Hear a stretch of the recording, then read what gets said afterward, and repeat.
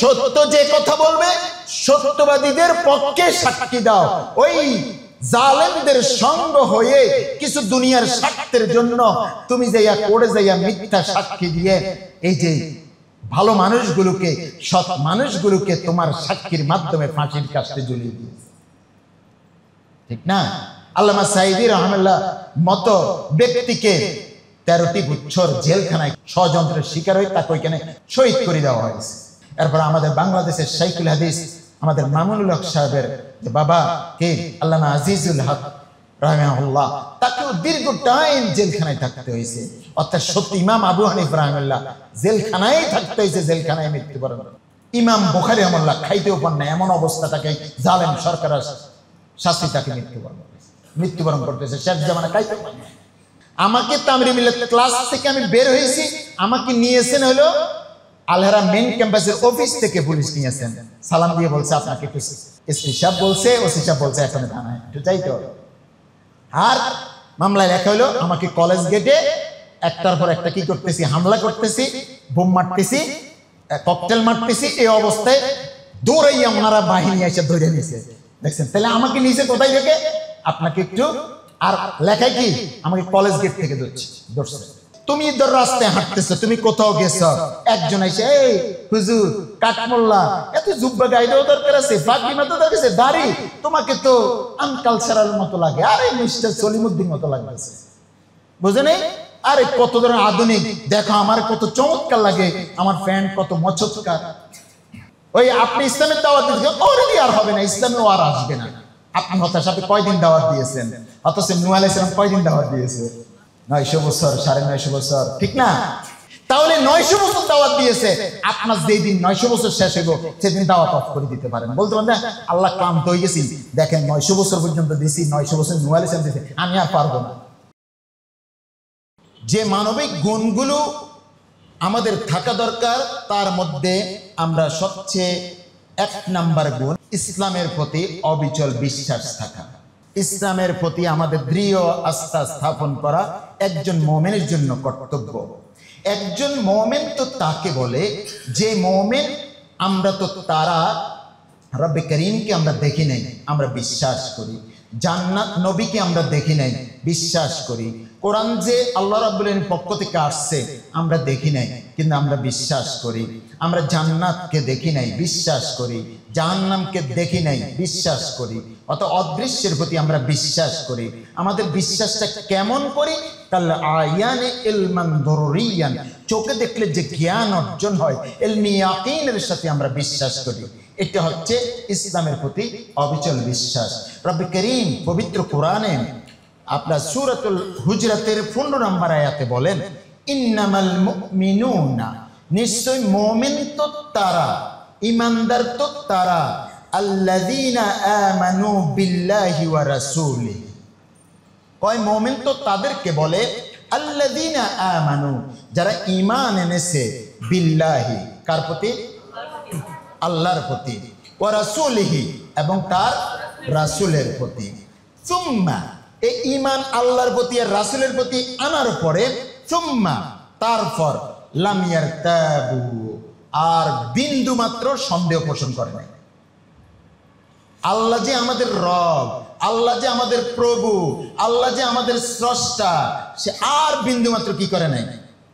সন্দেহ পোষণ করে নাই। বরং ইন্নাল্লাযীনা ক্বালু রাব্বুনাল্লাহ সুম্মা ইসতাকামু, বরং ইন্নাল্লাযীনা ক্বালু, নিশ্চয় যারা বলে রব্বুনাল্লাহ, আল্লাহ তো আমাদের রব, আল্লাহ তো আমাদের প্রভু, আল্লাহ তো আমাদের স্রষ্টা, রব্বুনাল্লাহ সুম্মা ইসতাকামু, তারপরে এটা বলে এটার উপরে অবিচল।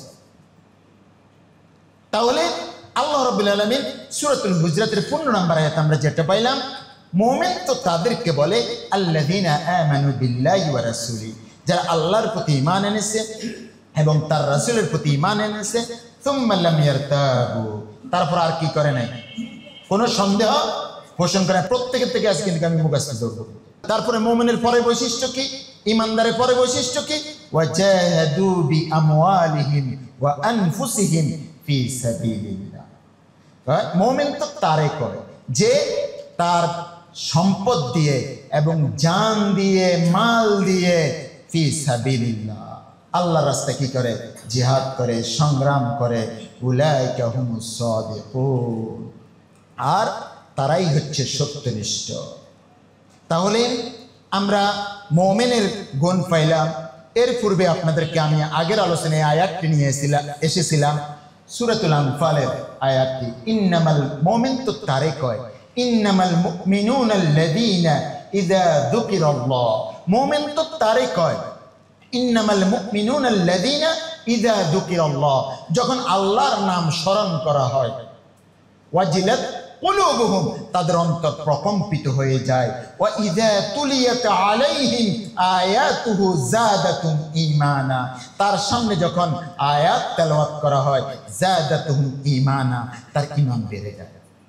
তো মুমিন তো তারে কয়। তাহলে ইসলামের প্রতি অবিচল বিশ্বাস, এটা হলো 1 নাম্বার শর্ত। একজন মানুষের জন্য 1 নাম্বার শর্ত হচ্ছে কি করা? ইসলামের প্রতি অবিচল বিশ্বাস।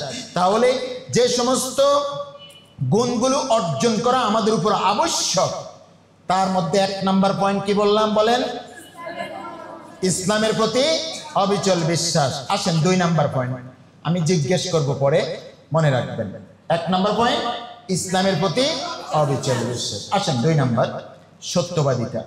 একজন মুমিনের চমৎকার একটি গুণ কি হওয়া উচিত? সত্যবাদিতা। সে সর্বদা সত্য কথা বলবে। সত্যবাদিতা এমন একটি গুণ যে একজন মানুষকে সবার কাছে গ্রহণযোগ্য করে তোলে। বুঝতে পারছেন? সত্যবাদিতা কি করে তোলে? গ্রহণযোগ্য করে তোলে। কিয়ামতের দিন সত্যবাদিতা তার মুক্তির উসিলা, মানে সত্য কথার দ্বারা তার কি হয়ে যাবে? মুক্তির ওয়াসিলা হয়ে যাবে। দেখেন আল্লাহ রাব্বুল আলামিন সত্যবাদীদের সম্পর্কে পবিত্র কোরআনে বলেন, হাদা ইয়াউমা, দেখেন কোরআনে বলেন হাদা ইয়াউমু ইয়ানফাউস সাদিকিন। আল্লাহ বলতেছেন সূরা আল মায়েদার 119 নম্বর আয়াত। এই কত নম্বর? সূরা আল মায়েদার 119 নম্বর আয়াত আল্লাহ রাব্বুল বলেছেন যে হাদা ইয়াউমু, আজকের দিন, ইয়ানফাউস সাদিকিন সিদকুহুম, যে আজকের দিনে সত্যবাদীরা সত্যবাদিতার কারণে তাদের উপকারে আসবে। হাদা ইয়াউমু, আজকের দিন, ইয়ানফাউ, উপকারে আসবে, আস-সাদিকিন, সত্যবাদীদের, সিদকুহুম, তাদের সত্যবাদিতার কারণে, তাদের সত্য কথা বলার কারণে আজকে তাদের কঠিন উপকারে আসবে। উপকারটা কি আসবে? আল্লাহ রাব্বুল আলামিন বলতেছেন, লাহুম জান্নাতুন তাজরি মিন তাহতিহাল আনহারু খালিদিনা ফিহা আবাদা। আজকে যে সে যে কঠিন মুহূর্তেও সত্য কথা বলেছে, তার উপকার আসবে, এটাই তার জন্য সত্য বলার জাযা হিসেবে রব্বে কারীম দিয়ে দিবে। লাহুম, তাদের জন্য রয়েছে জান্নাতুন, এমন এক জান্নাত, এমন এক উদ্যান, এমন এক বাগান, তাজরি মিন তাহতিহাল আনহার, যার তলদেশে নদী নালা প্রবাহিত হবে, খালিদিনা ফিহা আবাদা, তাতে সে চিরকাল থাকবে। তাহলে আজকের দিনে সত্য কথা বলার, যত বিপদে পড়ুক না কেন, ওস্তাদ বকা দিবে, ওস্তাদ শাসন করবে, আমাকে বের করে দিবে, আমার উপরে অনেক জুলুম আসবে, যেখানেই হোক না কেন আমি সত্যই বলে যাব, সত্যই আমাকে মুক্তি দিবে। একটি মিথ্যা অসংখ্য মিথ্যাকে ডেকে নিয়ে আসে। তাহলে আমরা সূরা মায়েদার 119 নাম্বার আয়াতের মাধ্যমে আমরা জেনে নিলাম সত্যবাদিতার উপকারিতা। সূরা আত-তাওবার 119 নাম্বার আয়াতে আল্লাহ রাব্বুল আলামিন বলেন, ইয়া আইয়ুহাল্লাযীনা আমানুত্তাকুল্লাহ ওয়া কুনু মা'আস সাদিকিন। আল্লাহ রাব্বুল বলছেন, ইয়া আইয়ুহাল্লাযীনা আমানু, হে ঈমানদারগণ, ইত্তাকুল্লাহ, তোমরা আল্লাহকে ভয় করো, কুনু মা'আস সাদিকিন, আর তোমরা কি হয়ে যাও? সত্যবাদীদের সঙ্গেই থাকো। তোমরা কার সঙ্গে থাকো? সত্য যে কথা বলবে সত্যবাদীদের পক্ষে সাক্ষী দাও। ওই জালেমদের সঙ্গ হয়ে কিছু দুনিয়ার স্বার্থের জন্য তুমি যাইয়া করে যাইয়া মিথ্যা সাক্ষী দিয়ে এই যে ভালো মানুষগুলোকে, সৎ মানুষগুলোকে তোমার সাক্ষীর মাধ্যমে ফাঁসির কাস্টে ঝুলিয়ে দিয়েছে, ঠিক না? আল্লামা সাঈদী রাহমাতুল্লাহ মতো ব্যক্তিকে 13টি বছর জেলখানায়, ওইখানে জেলখানায় তাকে শাহাদাত বরণ করতে হয়েছে। ষড়যন্ত্রের শিকার হয়ে তাকে ওইখানে ফুসিং করে মৃত্যুবরণ শহীদ করে দেওয়া হয়েছে। তাহলে এখানে আল্লাহ রাব্বুল সেই অবস্থায় আমাদেরকে কি করা লাগবে? সত্যবাদীদের সাথে রাখতে হবে। হে ঈমানদারগণ, ইত্তাকুল্লাহ, তোমরা আল্লাহকে ভয় করো, ওয়া কুনু মা'আস সাদিকিন, যে তোমরা কি হও? সত্যবাদীদের সঙ্গে থাকো। এরপরে আল্লামা শাফি রাহমাতুল্লাহ তিনি নির্যাতনের শিকার হয়েছেন। এরপরে আমাদের বাংলাদেশের শাইখুল হাদিস আমাদের মামুনুল হক সাহেবের যে বাবা কে আল্লামা আজিজুল হক রাহিমাহুল্লাহ, তাকেও দীর্ঘ টাইম জেলখানায় থাকতে হয়েছে। অর্থাৎ সত্যি ইমাম আবু হানিফা রাহিমাহুল্লাহ জেলখানায় থাকতে হয়েছে, জেলখানায় মৃত্যুবরণ করতে হয়েছে। ইমাম বুখারী রাহিমাহুল্লাহ খাইতেও পান না, এমন অবস্থা তাকে জালেম সরকারের শাস্তি তাকে মৃত্যুবরণ করতেছে, শেষ জামানা খাইতেও পান না। তাহলে এইভাবে দিয়ে আমরা সত্যবাদীদের সাথেই থাকব। দেখেন আব্দুল্লাহ ইবনে মাসউদ রাদিয়াল্লাহু তাআলা বর্ণনা করেন, রাসূল আকরাম সাল্লাল্লাহু আলাইহি ওয়াসাল্লাম বলেছেন, এটা বুখারী শরীফের হাদিসে আসছে 6094 নম্বর হাদিস। দেখেন আল্লাহ রাসূল বলেন, আলাইকুম বিসসিদক, আলাইকুম তোমাদের উপরে কর্তব্য হলো বিসসিদক, সত্য কথা বলা। ফা ইন্নাস সিদকা, নিশ্চয় এই যে তোমাদের উপর কর্তব্য সত্য কথা বলা, এই সত্যের রেজাল্ট কি হবে? ফা ইন্নাস সিদকা, নিশ্চয় সত্যবাদিতা, সত্য কথা, ইয়াহদি ইলাল বিররি, তোমাদেরকে সত্য কথা পুণ্যের দিকে নিয়ে যায়, কল্যাণের দিকে নিয়ে যায়, ভালোর দিকে নিয়ে যায়। ওয়া ইন্নাল বিররা, নিশ্চয় এই কল্যাণ, এই ভালোটা, এই পুণ্যটা, ইয়াহদি ইলাল জান্নাহ, সরাসরি জান্নাতের দিকে পথ দেখায়। তুমি সত্য কথা বলবা, সত্য তোমার কল্যাণের দিকে নিয়ে যাবে। ইন্নাল বির, আর বির মানে কি? কল্যাণ মানে কি? এই কল্যাণটা ইয়াহদি ইলাল জান্নাহ, জান্নাতের পথ দেখাইবে, জান্নাতের পথে পথ প্রদর্শন করে। ওয়ামাই, রাসূল বলেন, দেখেন, ওয়ামাই ইয়াজালু রাজুলু, কোন ব্যক্তি, যে ব্যক্তি সর্বদা, ওয়ামাই ইয়াজালু রাজুলু, যে ব্যক্তি সর্বদা ইয়াসদুকু, সত্য কথা বলে, ওয়া ইয়াতাহাররা সিদকা, সত্য বলার চেষ্টা করে, সত্যের উপরে সচেষ্ট থাকে, হাত্তা ইউকতাবা ইনদাল্লাহিস সিদ্দিক, আল্লাহর কাছে এমনকি এমত অবস্থায় আল্লাহর কাছে তাকে সিদ্দিক হিসাবে, সত্যবাদী হিসেবে লেখা হয়ে যায়। তাহলে সত্য কথা বলে এবং সত্যের উপরে সে সচেষ্ট থাকে। তাহলে আব্দুল্লাহ ইবনে আমর রাদিয়াল্লাহু বর্ণনা করেন, রাসূল সাল্লাল্লাহু আলাইহি ওয়াসাল্লাম জিজ্ঞাসা করা হলো, মানুষের মধ্যে শ্রেষ্ঠ মানুষকে, বুঝছেন? রাসূল আকরাম সাল্লাল্লাহু আলাইহি ওয়াসাল্লাম জিজ্ঞাসা করেছে কি? মানুষের মধ্যে শ্রেষ্ঠ মানুষকে। তখন আল্লাহ রাসূল জবাব দেন, ওই মানুষটাই শ্রেষ্ঠ, কুল্লু মাহমুমিল কলব, রাসূল বলেন, যে অন্তরটা নিষ্কলুষ, মাহমুমুল কলব, অন্তরটা একবার খাঁটি নিষ্কলুষ, সুদুকুল লিসান, আর সত্যবাদী জবানওয়ালা, সেই সর্বশ্রেষ্ঠ মানুষ। আজ দুইটা কারণ বলছে, যে অন্তরটা কি নিষ্কলুষ আর সত্যবাদী জবানওয়ালা, এটা হলো কি মানুষদের মধ্যে সর্বশ্রেষ্ঠ। দেখেন এরপরে কিলা, রাসূলকে আবার জিজ্ঞাসা করলেন, প্রশ্ন করলেন, বলা হলো, ফামা মাহমুমুল কলব, রাসূল বুঝি নাই তো নিষ্কলুষ অন্তর বলতে এটা আবার কোনটা, মাহমুমুল কলব বলতে কোনটা? তখন কলা, রাসূল আকরাম সাল্লাল্লাহু আলাইহি ওয়াসাল্লাম জবাব দেন, কয় নিষ্কলুষ অন্তর বলা হয় সেটাকে হুয়ান নাকিয়্যু, হুয়ান নাকিয়্যু, যে অন্তরটা স্বচ্ছ। কেমন স্বচ্ছ? লা ইসমা আলাইহি, যে অন্তর গুনাহ করে না। বুঝতে পারছেন কিনা? এরপরে বলছে কি, শুধু তাই নয়, ওয়ালা বাগিয়া, যে অন্তর জুলুম করে না, সীমা লঙ্ঘন করে না, যে কল, যে অন্তর কি করে না, সীমা লঙ্ঘন করে না, ওয়ালা গিল্লা ওয়ালা হাসাদা, যে অন্তরে হিংসা নাই, বিদ্বেষ নাই, সেই মানুষটা সর্বশ্রেষ্ঠ, যে মানুষটার হৃদয় হচ্ছে নিষ্কলুষ, যার কলব হচ্ছে নিষ্কলুষ, জবান হলো সত্যবাদিতা ভরা, সেটাই সেরা মানুষ। আর এটা মানে কি? নিষ্কলুষ অন্তর মানে কি? সেটা হচ্ছে স্বচ্ছ দিল, তা যে অন্তরে কোনো গুনাহ নাই, গুনাহ করে না, জুলুম করে না এবং হিংসা বিদ্বেষ নাই, সেই অন্তর। আমাদের সে অন্তর আনা লাগবে। সত্যবাদিতা আমাদের মাঝে আসা লাগবে।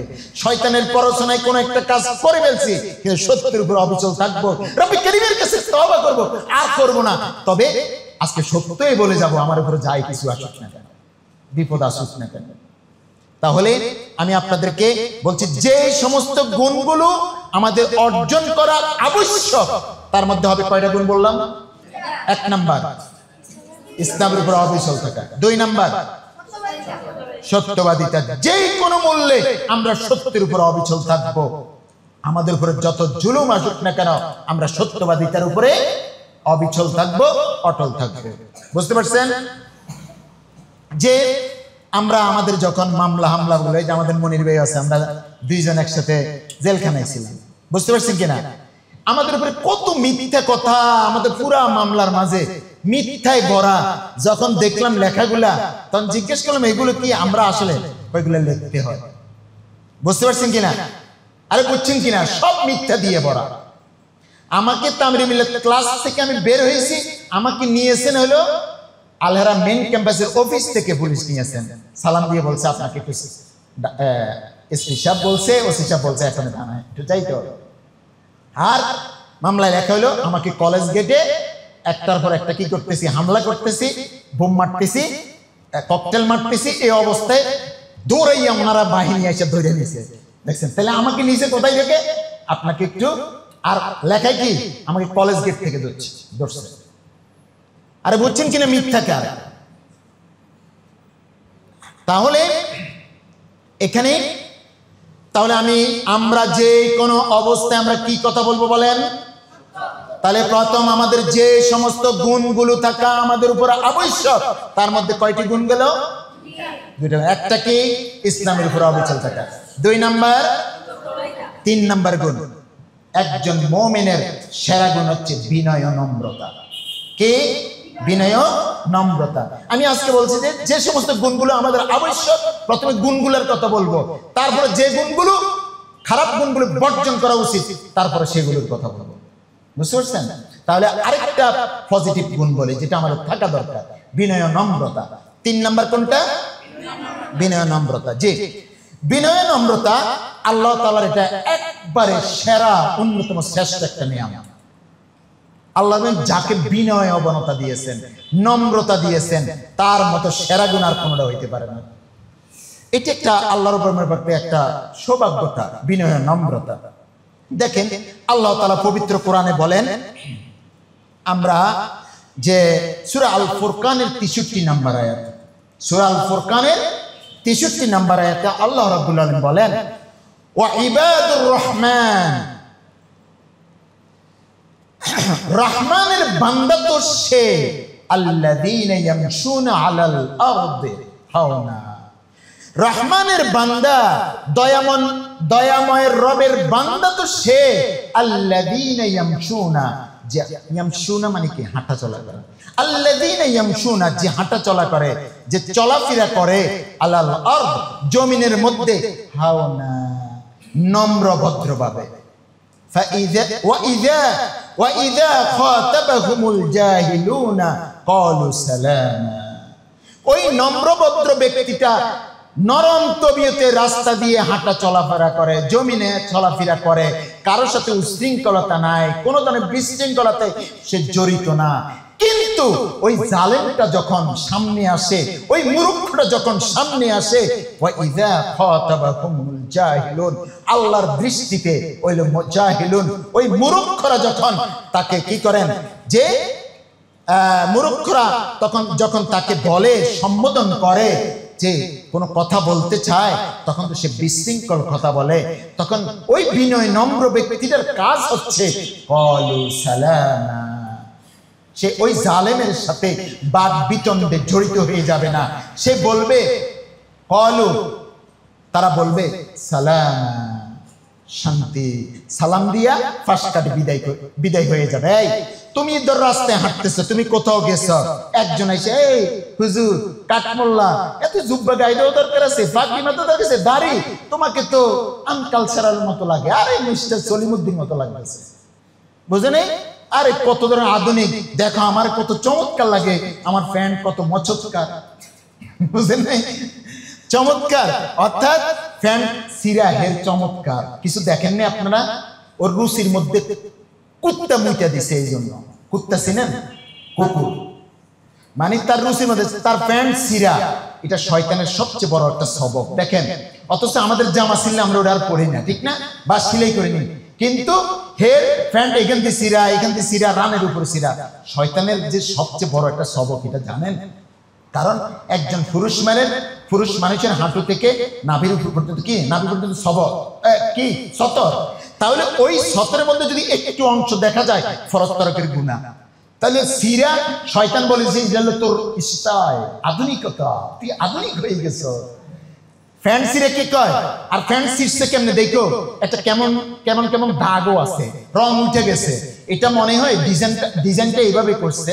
এটা হলো কোনো ধরনের কোনো ভাইরাল ব্যক্তি, কোনো খেলোয়াড় বা কোনো নায়ক নায়িকা এরকম হইতে পারে, পিছলাই করে ছিঁড়ে গেছে, ওইটা কেউ দেখছে, এরপর তার রুচিতে ধরছে, সে কি করছে, এটার এই কয় এটাই মডেল, বুঝেন? কারণ হচ্ছে কি, আমার মনে হয় ডিজাইনটা কিভাবে করছে কইতে পারবা? কাউকে প্যান্ট ফরাইয়া এবার রাস্তার মধ্যে পিচ ঢালার মধ্যে এইভাবে ছেঁচড়াইয়া তারপরে কি করছে, ডিজাইন করছে। মানুষের রুচির মাঝে কি ব্যাঘাত ঘটছে, কে এটা কি সৌন্দর্যতা? না, সেটা হলো যে এই ধরনের অশ্লীল মানুষগুলি যখন তোমাকে কুচ্ছা রটাবে, তখন তারে সালাম দিয়ে আস্তে করে পাশ কাটে চলে যাবে। এটি হচ্ছে বিনয় নম্রতা। আরে বুঝতে পারছেন কিনা? তার সাথে তর্কে জড়াবে না, দেখবেন যে সে আপনাকে ঘায়েল করার জন্য কি করছে, সে দাঁড়াইছে, তখন পাশ কাটে যাবে, বেশি কথা বলা যাবে না। এটা হলো বিনয় নম্রতা। দেখেন রাসূল আকরাম সাল্লাল্লাহু আলাইহি ওয়াসাল্লাম সবচেয়ে বিনয়ী ছিলেন। সূরা আল ইমরানের 159 নম্বর আয়াতে আল্লাহ রাব্বুল বিনয় নম্রতা সম্পর্কে কিভাবে বলেন দেখেন।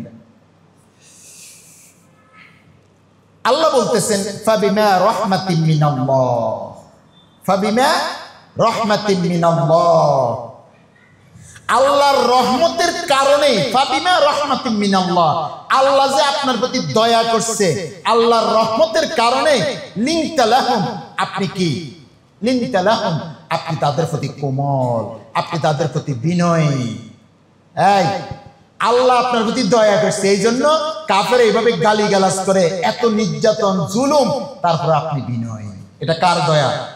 আল্লাহর দয়া। আল্লাহই বলতেছে আল্লাহর রহমতের কারণে আপনি তাদের প্রতি কোমল, আপনি তাদের প্রতি হৃদয়বান, আপনি তাদের প্রতি দয়াবান।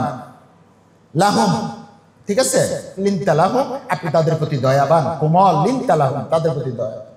ওয়ালাউ কুনতা, ও রাসূল আল্লাহ বলতেছে দেখেন, ওয়ালাউ কুনতা, যদি আপনি, ফাজ্জান গালিজাল কলব, আপনি যদি রুক্ষ হইতেন, আর গালিজাল কলব হচ্ছে কঠিন হৃদয়ের হইতেন, আপনি যদি রুক্ষ হইতেন আর কঠিন হৃদয়ের হইতেন, লানফাদ্দু মিন হাওলিক, তাহলে কি করত? সবাই আপনার থেকে বিচ্ছিন্ন হয়ে যেত। আপনি যদি কঠিন হৃদয়ের হইতেন, বুঝেন নাই? কাফের মুশরিকরা এত নির্যাতন, এত জুলুম, তারপরে রাসূল আকরাম সাল্লাল্লাহু আলাইহি ওয়াসাল্লাম বিনয় নম্র ছিলেন। আর আমরা অল্পতে ধৈর্য হারা হয়ে যাই। একজনকে ইসলামের কথা বলি, ধৈর্য শেষ। একজনকে ইসলামের কথা বলি, ধৈর্য শেষ। একদিন দুই দিন দাওয়াত দিয়ে কই যে ওর দিয়ে আর হবে না, বাবা কয় এ সন্তান আর হবে না। বাবা কেন হতাশ হবে? ওই আপনি ইসলামের দাওয়াত দিয়েছেন, ওর দিয়ে আর হবে না, ইসলামে ও আর আসবে না, আপনি হতাশ। আপনি কয়দিন দাওয়াত দিয়েছেন? অথচ নূহ আলাইহিস সালাম কয়দিন দাওয়াত দিয়েছে? 900 বছর, 950 বছর, ঠিক না? তাহলে 900 বছর দাওয়াত দিয়েছে, আপনার যেই দিন 900 বছর শেষ হইব সেদিন দাওয়াত অফ করে দিতে পারেন। বলতে পারেন না আল্লাহ ক্লান্ত হয়ে গেছি, দেখেন 900 বছর পর্যন্ত দিছি, 900 বছর নূহ আলাইহিস সালাম দিয়েছে, আমি আর পারবো না। কি 900 বছর হয়তো পাবেন? আরে বড় পাবেন কিনা? তাহলে এর আগে দাওয়াত থামা যাবে না। ওই ছাত্র আর ঠিক হবে না, ও আর ভালো হবে না, না, বুঝেন নাই? আসেন, বিনয় নম্রতা যে কত জরুরি দেখেন। এই মুসা ও হারুন আলাইহিস সালাম ফেরাউনের নিকট দাওয়াত নিয়ে যাওয়ার সময় না যাওয়ার ব্যাপারে তখন আল্লাহ রাব্বুল আলামিন ফেরাউন মুসা আর হারুন আলাইহিস সালামের কি বলছে, এই ফেরাউন তো অনেক খারাপ, এর কাছে কি বিনয় নম্রতার সাথে যাও। যখন মুসা আলাইহিস সালাম ওই যে একটা বাচ্চাকে যে মারছে, মারার পরে ওইখান থেকে যে ফালাইয়া যাইয়া কি করছেন, ওই যে শুআয়ব আলাইহিস সালামের কাছে যাইয়া ওইখানে যে শুআয়ব আলাইহিস সালামকে বিবাহ করলেন, এখানে জীবন যাপন করলেন। এরপরে বলল তোমার শ্বশুর বাড়ি মুরগির রান খাওয়ার লাই পাঠাই নাই, যাও দাওয়াত নিয়ে যাও। কোথায় দাওয়াত? আরে কোথায়? হ্যাঁ, ফেরাউনের কাছে। কিভাবে দাওয়াত নিয়ে যাও? আল্লাহ রাব্বুল আলামিন পবিত্র কোরআনে বলেন, দেখেন কত চমৎকার কথা। আল্লাহ রাব্বুল আলামিন পবিত্র কোরআনে বলেন, ইযহাবা ইলা ফিরআউনা ইযহাবা ইলা ফিরআউনা ইযহাবা, তাসনিয়ার সিগা, দুইজন, মুসা হারুন। তোমরা দুইজন ফেরাউনের কাছে দাওয়াত নিয়ে যাও। ইন্নাহু তাগা, সে খুবই উদ্ধত একটা ব্যক্তি, উশৃঙ্খল ব্যক্তি। ফাকুলা লাহু কাওলান লাইয়িনা, তার সাথে তোমরা কিভাবে কথা বলো? নম্রভাবে কথা বলো, নম্রভাবে দাওয়াত দাও। ওর মতো কি করা যাবে না, উশৃঙ্খলতা উদ্ধতপূর্ণ এই করা যাবে না। তাহলে নম্রতার সাথে তোমরা যাও,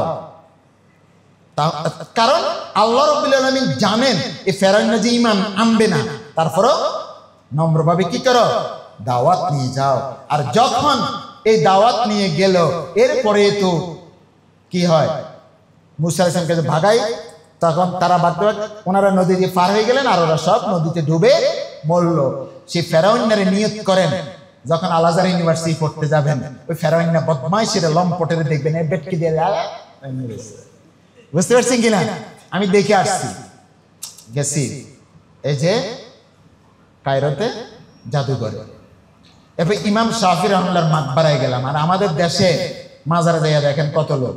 আর ইমাম শাফি রাহমাতুল্লাহর মাকবারে যখন গেলাম, আমি আর আমার 2-3 ছাত্র, ওরা সব মিশরে যখন ইমাম শাফি রাহমাতুল্লাহর মাকবারায় গেলাম, আমরা ছাড়া কেউ নেই, বুঝেন নাই? বাস স্বাভাবিক। আর আমাদের দেশে হইলে কি হইতো, জি আছেন। তাহলে কোন অবস্থাতে রুক্ষ আচরণ করা যাবে না। আল্লাহর নবীগণ কখনো রুক্ষ আচরণ করতে পারেন না। আবু হুরায়রা রাদিয়াল্লাহু তাআলা বর্ণনা করেন, রাসূল আকরাম সাল্লাল্লাহু আলাইহি ওয়াসাল্লাম বলেছেন, ওয়ামা তাওয়াদা আহাদুন লিল্লাহ, যে আল্লাহর জন্য বিনয়ী হয়, ওয়ামা তাওয়াদা, যে ব্যক্তি বিনয়ী হয়, আহাদুন লিল্লাহ, যে ব্যক্তি আল্লাহর জন্য বিনয়ী হয়, ইল্লা রাফাহুল্লাহ, আল্লাহ তার সম্মান কি করেন, বৃদ্ধি করেন।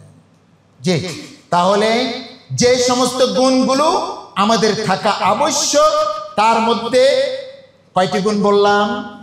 3টি গুণ। 1 নাম্বার, 2 নাম্বার, 3 নাম্বার বিনয়। মাশাআল্লাহ। আসুন 4 নাম্বার গুণ, যে গুণ আমাদের উপরে থাকা আবশ্যক। জি, 4 নাম্বার গুণ হচ্ছে ধৈর্য ও সহিষ্ণুতা। বিপদ, মুসিবত, দুঃখ, কষ্ট, রোগ, শোক যাই আসে না কেন, সর্বাবস্থা আমরা কি করব? ধৈর্য ধারণ করব।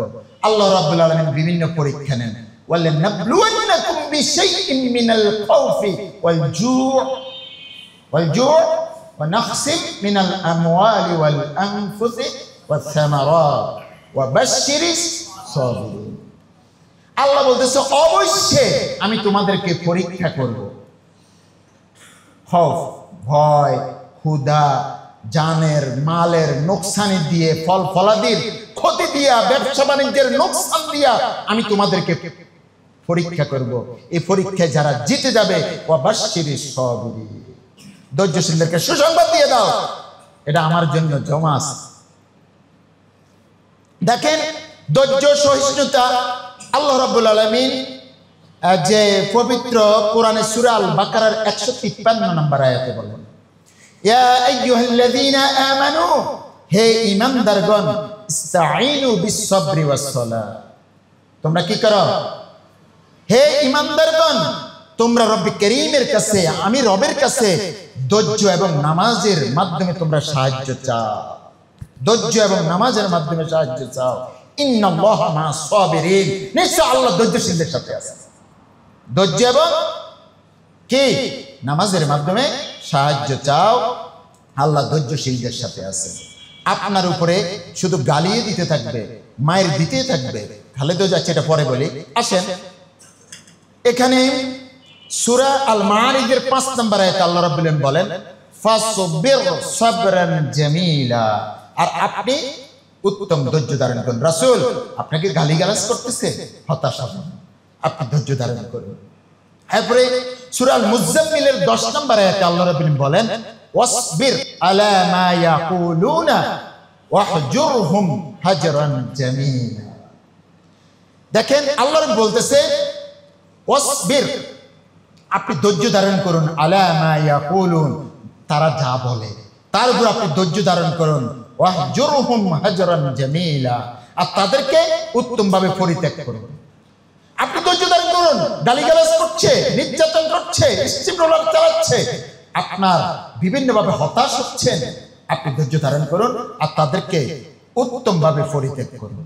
কারণ মক্কি জীবনে কিন্তু অ্যাকশন নিতে বলছে। আরে দাওয়াতি কাজ তখন চলছেন, কি অ্যাকশন নিতে বলছিলেন?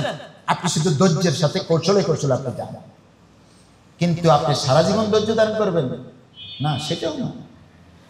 যে আমি আমাদের আল্লামা সাঈদী রাহিমাহুল্লাহ তার একটা বক্তব্য শুনেছি, সম্ভবত 1998-তে সূরা আসরের উপরে তিনি প্যারেড ময়দানে 5 দিন আলোচনা করেছেন। সেদিন আমি তখন সরাসরি শুনেছি। 1998-তে আমি দাখিল পরীক্ষা দিয়েছি এবং 5 দিন আমি চট্টগ্রাম ছিলাম। ওই 5 দিনের তাফসীর মাহফিল আমি শুনেছি। সেইখানে তিনি একটা কথা সূরা আসরের ধৈর্যের ক্ষেত্রে যাই এই কথাটা বলেছেন যে ধৈর্য মানে এইটাও না আপনাকে শুধু মারতে থাকবে আল্লাহ আমি ধৈর্য ধারণ করে আছি। বুঝতে পারছেন কিনা? আপনি বুঝাবেন বুঝাবেন বুঝাবেন, শুধু তাই না, একটা তিনি গল্প বলছেন। গল্পটা কেমন শুনবেন? গল্পটা হচ্ছে এমন যে ধৈর্যের উদাহরণ দিতে যেয়ে তিনি বলেছেন একটি সাপ এক ফিসাবের কাছে মুরিদ হইতে আসছে, মানে একটা কিচ্ছা গল্প বলছেন কে? আল্লামা সাঈদী রাহিমাহুল্লাহ। তিনি ধৈর্যের ক্ষেত্রে যে একটা গল্প শুনেছেন এভাবে, একটা সাপ একজন ফিসাবের ধৈর্য মানে কি মুরিদ হইতে আসছে। হুজুর আমি মুরিদ হইতে চাই, বিষাক্ত সাপ। বলে যে আমি সাপটা মুরিদ করি না। বলে না আপনি আমাকে একটু মুরিদ করেন, আমি অনেক আশা করে নিয়ে আসছি। এই সবাই দিকে মানুষ গল্প বলতেছি। তখন অনেক জোর করে ধরার পরে এক পর্যায়ে আইসা সে কি করলো? রাজি হইল। কে? ফিসাব রাজি হলো, তাকে মুরিদ বানাইলো। কাকে? সাপকে মুরিদ বানাইলো। মুরিদ হইলো। মুরিদ হওয়ার পরে বলে যে তুমি জিকির আজকার করবা, ওই যে দান ক্ষেত্রে আইলে লাইলের পাশে জিকির আজকার করবা, কাউকে দংশন করতে পারবা না আজকের পর থেকে। এখন বাস জিকির আজকার করতেছে, রাখাল আসছে ধান কাটার জন্য। রাখাল ধান কাটলো, এই অবস্থায় রশি খুঁজি পায় না, দেখে বিশাল এক রশি সাপকে, এটা দিয়ে সে ধানের আড়ি মুড়ি বাঁধলো। ভাইদা কি করলো? সাপ তো মেজাজটা খারাপ হয়ে যায়, মুড়ি ধইছি নাহলে তোরা এতক্ষণ খাইয়া শেষ করে দিতাম, বুঝলেন নাই? যাই হোক, এভাবে যখন ধানের মুড়ি বাইদা নিয়ে আইসা আবার এটা ছেড়ে দিল, মাজা বাইন্দা গেল, ব্যথা পাইলো, তার সবকিছু এলো, কোন রকম কষ্ট করে ফিসাবের দরবারে আইসা হাজির। আইসা বলল হুজুর আপনি কি জিকির আজকার শিখালেন, দেখেন আমি শেষ হয়ে গেলাম। বললো যে জিকির আজকার করলে এরকম শেষ হয়ে যেতে হয়, ঘটনা কি বলো? ঘটনা খুলে বললো। বললো যে ফিসাব বলল যে আমি তো তোকে দংশন করতে নিষেধ করেছি, যখন তোকে এসে রাখাল ধরতে এসেছে তখন তুই যদি এভাবে হুঙ্কার করে উঠতি সে তো লুঙ্গি রেখে পালাইতে। এখানে এটা আমি সাঈদী সাহেব এই কথাটা বলছিলেন, এই জন্য আপনাদেরকে আমি জাস্ট শুনাইলাম। দেখেন আমরা এই কত নম্বর পয়েন্টে আছি? ধৈর্য এবং সহিষ্ণুতা। আসেন এ সম্পর্কে দুইটি কোরআন আয়াত বলি, শেষ করবো ইনশাআল্লাহ। ওয়াসবির আলা মা ইয়াকুলুনা ওয়াহজুরহুম হাজরান জামিলা। আচ্ছা জি, এটা গেল। আমরা যে তাহলে সর্বাবস্থায় ধৈর্য ধারণ করা লাগবে। সর্বাবস্থায় কি করা লাগবে? আমরা উত্তম গুণাবলীর মধ্যে কয়টি গুণ আলোচনা করেছি? প্রথমটা কি বলছি? ইসলামের উপর অবিচল থাকা। 2 নাম্বার সত্যবাদিতা। 3 নাম্বার পয়েন্ট বিনয় নম্রতা। 4 নাম্বার ধৈর্য সহিষ্ণুতা। এটার উপর আমি কয়েকটি আয়াত বলেছি, যে আরেকটি আয়াত বলছি, ইন্নামা ইউওয়াফাস সাবিরুনা আজরাহুম বিগাইরি হিসাব। যারা ধৈর্যশীল তাদের জন্য রয়েছে এমন আল্লাহর পক্ষ থেকে এমন বিনিময় যার কোনো হিসাব নেই। আচ্ছা জি, আমরা ওয়াবাশশিরিস সাবিরিন, আবার আল্লাহ রাব্বুল আলামিন বলেছেন কি করে, ওয়াবাশশিরিস সাবিরিন, ধৈর্যশীলদেরকে কি দেন, সুসংবাদ দিন, আল্লাযীনা ইযা আসাবাতুহুম মুসিবা, যখন তাদের উপর বিপদ আপদ আসে, ক্বালু, তারা বলে, ইন্না লিল্লাহি ওয়া ইন্না ইলাইহি রাজিউন। এই কথা যেন তারা বলে। আমরা আর এটার উপরে যেতে সময় নাই, আমি আর কথা বলতে যাচ্ছি না। তাহলে যে সমস্ত গুণ আমাদের থাকা আবশ্যক তার উপরে আমি 4টি গুণ বলেছি। 4টি গুণ, 1 নাম্বার ঈমানের উপর অবিচল থাকা, 2 নাম্বার সত্যবাদিতা, 3 নাম্বার বিনয় নম্রতা, 4 নাম্বার ধৈর্য সহিষ্ণুতা। যে সমস্ত গুণগুলো বর্জন করা উচিত, এর মধ্যে খুব দ্রুত গতিতে 1-2 পয়েন্টে আমাদের হাতে যেইটুক সময় আছে এটুকুর মধ্যে যে গুণগুলো আমরা বর্জনীয়, প্রথম গুণ বলেছি কি আবশ্যক, ইসলামের উপর অবিচল থাকা। এখন আসেন ওইটার বিপরীতে এখন বর্জনীয়, ইসলামের প্রতি দুদল্যমানতা। যে গুণটা বর্জনীয় বলেন, এটার অসৎ বর্জনীয়, এটার 1 নাম্বার কি, ইসলামের প্রতি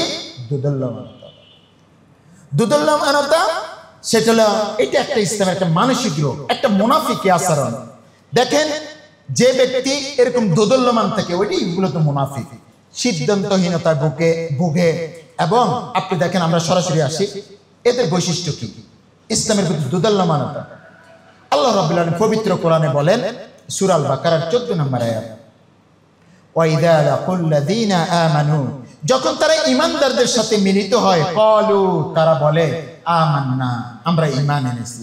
ওয়াইদা খালাউ ইলা শায়াতিনহিম, যখন তারা শয়তানদের সাথে একান্ত নির্জনে মিলিত হয়, ক্বালু, তারা বলে, ইন্না মাআকুম, নিশ্চয় তোমাদের সাথেই আছি, আমরা তোমাদের সাথে আছি। ইন্নামা নাহনু মুস্তাহজিউন, নিশ্চয় আমরা শুধু তাদের সাথে একটু শুধুমাত্র উপহাসকারী, আমরা তো তাদের সাথে জাস্ট উপহাস করি মাত্র, আর কিছুই না, তোমাদের সাথে আমরা আছি। এটা ইসলামের প্রতি দুদল্যমানতা। অর্থাৎ আমরা এদিকেও আছি, ইসলামের পক্ষ আছে, ইসলামের বিপক্ষে যখন যাই, আরে আপনার সাথেই তো আছি, কারণ আপনারা দেখলাম হুজুরদের সাথে না, মানে এখানেও আছে, এখানেও আছে। এটা হলো ইসলামের প্রতি দুদল্যমানতা। তাহলে এটা হচ্ছে অন্য আয়াতে আল্লাহ রাব্বুল আলামিন বলেন, মুযাবযাবিনা বাইনা যালিকা লা ইলাহা হাউলাই ওয়ালা ইলাহা হাউলাই। এরা দুদুল্যমানতার অবস্থাটা কেমন, এই মুযাবযাবিন কেমন কইতে পারবা, কেমন মুযাবযাবিন, এদিকেও নয় ওই দিকেও নয়, যেই দিকে সুবিধা সেই দিকে আছে। কতক্ষণ হুজুরদের সাথে, কতক্ষণ ইসলাম বিদ্বেষীদের সাথে। এটা হলো মুযাবযাবিন। এই চরিত্র লোকদের সবচেয়ে ভয়াবহ পরিণতি হবে, বুঝছেন?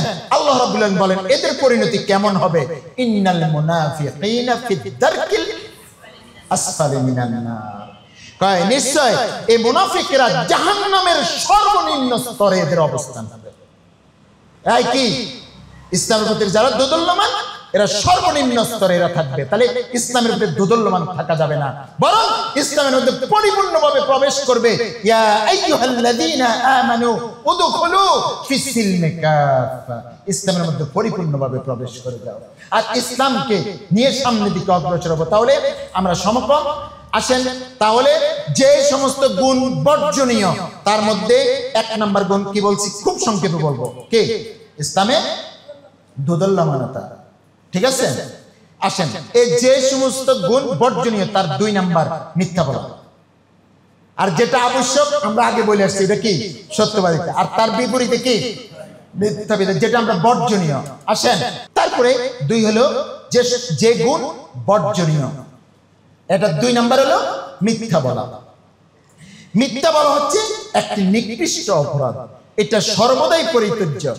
আব্দুল্লাহ ইবনে মাসউদ রাদিয়াল্লাহু তাআলা বর্ণনা করেন, রাসূল আকরাম সাল্লাল্লাহু আলাইহি ওয়াসাল্লাম ইরশাদ করেন, দেখেন খুব মনোযোগ দিয়ে শুনেন, ওয়া ইয়াকুম, তোমরা বেঁচে থাকো, তোমরা বিরত থাকো, ওয়াল কাযিবা, মিথ্যা বলা থেকে। ফা ইন্নাল কাযিবা, নিশ্চয় মিথ্যাটা, ইয়াহদি ইলাল ফুজুর, মিথ্যাটা অটোমেটিক ফাফাসারের দিকে নিয়ে যায়। মিথ্যাটা কোথায়, কোন দিকে পথ দেখায়? ইয়াহদি ইলাল ফুজুর, সে ফাফাসারের দিকে পথ দেখায়, পথ প্রদর্শন করে। ওয়া ইন্নাল ফুজুরা, নিশ্চয় ফাফাসার, ইয়াহদি ইলান নার, আর ফাফাসার করতে করতে ফাফাসারটা নিয়ে যায় একবার সোজা জাহান্নাম। আমরা এর আগে বলছি সত্যবাদীটা ইলাল বির, কোথায় নিয়ে যায়? কল্যাণের দিকে, আর কল্যাণ সরাসরি জান্নাতে নিয়ে যায়। তার বিপরীত কথা কিন্তু এখন বলতেছি। আগে ছিল বক্তব্য পজিটিভ, এখন প্রত্যেকটা নেগেটিভ। এটা হলো বর্জনীয়। আসেন, ওয়ামা ইয়াযালু রাজুলু, যে ব্যক্তি সর্বদা ইয়াকদিবু, মিথ্যা বলে, ওয়া ইয়াতাহাররাল কাযিবা, মিথ্যার উপরে সচেষ্ট থাকে, হাত্তা ইউকতাবা ইন্নাল্লাহি কাযযাবা, ওই ব্যক্তিকে, এমনকি ওই ব্যক্তিকে আল্লাহ রাব্বুল আলামিন একটা মিথ্যুক হিসাবে কি করেন? লিপিবদ্ধ করে রাখেন। আর এর আগে হাদিস আমরা কি বলছি? তাকে সত্যবাদী হিসেবে লিপিবদ্ধ করে। তাহলে মিথ্যাকে আমরা পরিহার করব, জীবন যাবে মিথ্যা বলবো না। পারবো তো ইনশাআল্লাহ? সর্বাবস্থায় পারবো তো ইনশাআল্লাহ? মিথ্যা বলবো না। বুখারী শরীফে আসছে যে আবু হুরায়রা রাদিয়াল্লাহু তাআলা বর্ণনা করেন, আয়াতুল মুনাফিক সালাসুন ইযা হাদাসা কাযাবা।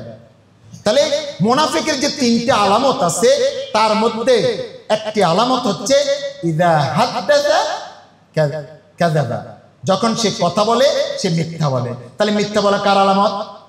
মুনাফিকের আলামত। তাহলে কোনো অবস্থাতে আমরা মিথ্যা বলবো না। আব্দুল্লাহ ইবনে মাসউদ রাদিয়াল্লাহু তাআলা বর্ণনা করেন, রাসূল আকরাম সাল্লাল্লাহু আলাইহি ওয়াসাল্লাম বলেন, এটা বুখারী শরীফে আসছে 2676 নম্বর হাদিস, যে মান হালাফা আলা ইয়ামিনিন কাযিবান, যে ব্যক্তি দেখেন কাযিবান লিয়াকতাতিয়া মালা রাজুলি, যে ব্যক্তি কারো মাল আত্মসাৎ করার উদ্দেশ্যে মিথ্যা বলে, মিথ্যা শপথ করে। দেখেন, মান হালাফা আলা ইয়ামিনিন, যে ব্যক্তি কাযিবা, যে মিথ্যা শপথ করে, লিয়াকতাতিয়া মালা রাজুলিন, কোন ব্যক্তির মালকে ছিনিয়ে নেওয়ার জন্য, আত্মসাৎ করার জন্য, লাকিয়াল্লাহ ওয়া হুয়া আলাইহি গাদবান, আল্লাহ তার উপর কি থাকেন? এমন চরম ক্রোধান্বিত থাকবেন, তাকে একবার রেজাল্ট দাঁড়াবে। আল্লাহ যদি ক্রোধান্বিত থাকেন, তাহলে রেজাল্ট হবে কি? তার জন্য জাহান্নাম। তাহলে কোন অবস্থাতে মিথ্যা বলা যাবে না। আয়েশা রাদিয়াল্লাহু তাআলা থেকে একটা হাদিস আসছে, আর এবারতে আর যাচ্ছি না। রাসূল সাল্লাল্লাহু আলাইহি ওয়াসাল্লাম, আমি শুধু জাস্ট বলতে, রাসূল আকরাম সাল্লাল্লাহু আলাইহি ওয়াসাল্লাম এর নিকট মিথ্যা হতে অধিক ঘৃণিত। রাসূল বলছে আর কোনটা নাই, মা কানা কুলুকুনা আবাগাদা ইলা রাসূলিল্লাহ সাল্লাল্লাহু আলাইহি ওয়াসাল্লাম, রাসূল সাল্লাল্লাহু আলাইহি ওয়াসাল্লামের কাছে এসে আর কি নাই, নিকৃষ্ট কোন মিনাল কাযিবি, যে মিথ্যার সে নিকৃষ্ট আর কোনো কিছু নাই। ওয়ালাকাদ কানা রাজুলু ইউহাদ্দিসু ইনদা নবী সাল্লাল্লাহু আলাইহি ওয়াসাল্লাম বিল কিযবাতি ফামা ইয়াযালু ফি নাফসি হাত্তা ইয়ালামা আন্নাহু ক্বাদ আহদাসা মিনহা তাওবাতান। খুবই শক্ত কথা, সময়ের জন্য আমি আর অনুবাদ করছি না। আব্দুল্লাহ ইবনে ওমর রাদিয়াল্লাহু বর্ণনা করেন, রাসূল আকরাম সাল্লাল্লাহু আলাইহি ওয়াসাল্লাম বলেছেন, ইযা কাযাবাল আবদু, যখন কোন বান্দা মিথ্যা কথা বলে, ইযা কাযাবাল আবদু, যখন কোন বান্দা মিথ্যা কথা বলে, তাবাআদ আনহুল মালাকু মিলান মিন নাতনি মা জা বিহি, ওই মিথ্যার দুর্গন্ধের কারণে ওই ফেরেশতা মিলান, 1 মাইল দূরে চলে যায়। ফেরেশতার রহমতের ফেরেশতা কাছে থাকেন না? তাহলে বলছে মিথ্যাটা কত নিকৃষ্ট মানের। ইযা কাযাবাল আবদু, যখন কোন বান্দা মিথ্যা বলে, ইযা কাযাবাল আবদু তাবাআদ আনহুল মালাকু, ফেরেশতা চলে যায় মিলান কি 1 মাইল দূরে, মিন নাতনি মা জা বিহি, তার মিথ্যার গন্ধের কারণে কি ফেরেশতা 1 মাইল দূরে চলে যায়। আমরা কোন অবস্থাতে আমরা মিথ্যা কথা বলবো না। আব্দুল্লাহ ইবনে আমির রাদিয়াল্লাহু বর্ণনা করে, একদা রাসূল আকরাম সাল্লাল্লাহু আলাইহি ওয়াসাল্লাম তার কাছে তাদের বাসায় আসছিলেন, উপস্থিত ছিলেন। এখানে তার মা ডাক দিয়েছিল তাকে। তখন রাসূল বলল, তারা কি জন্য ডাকছিল? আমি তাকে কিছু দিতে চেয়েছিলাম।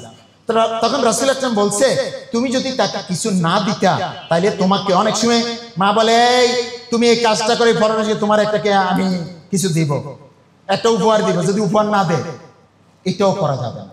আমরা অনেক সময় ছোট ভাইদেরকে এদেরকে বলেন না, যদি এই মিথ্যা একটা আশ্বাস দেন, এটাও জায়েজ না, মৃত্যু হিসেবে লেখা হবে।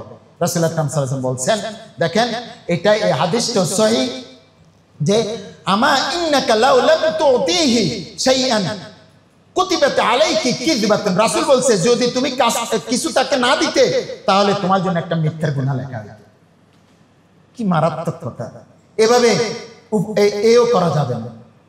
ঠিক আছে, তাহলে এই মৃত্যুকদের জন্য ধ্বংস। আল্লাহ রাসূল বলেছেন, মুয়াবিয়া ইবনু হায়দার রাদিয়াল্লাহু তাআলা বর্ণনা করেন, রাসূল আকরাম সাল্লাল্লাহু আলাইহি ওয়াসাল্লাম বলেছেন, ওয়াইলুল লিল্লাযী ইউহাদ্দিসু ফায়াকযিবু লিয়ুদহিকা বিহিল কওমা।